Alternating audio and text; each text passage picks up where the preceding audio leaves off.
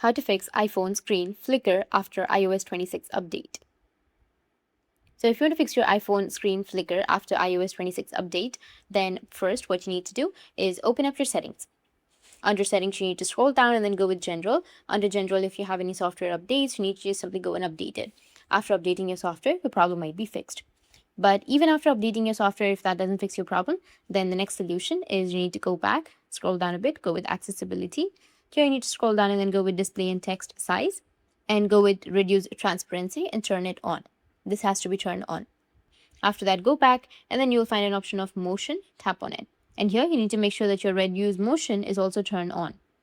Then come back and go with your wallpaper option. And under wallpapers, you need to apply simple light solid wallpaper, which will solve your problem. After that, if it still doesn't fix your problem, then you need to open up your settings, scroll down a bit and then go with general. Under general, scroll down again, go with transfer reset iPhone and tap on reset, which will be on the bottom, and reset all of your settings. After resetting, your problem will be fixed. That's it. If you found this video helpful, hit the subscribe button and thanks for watching.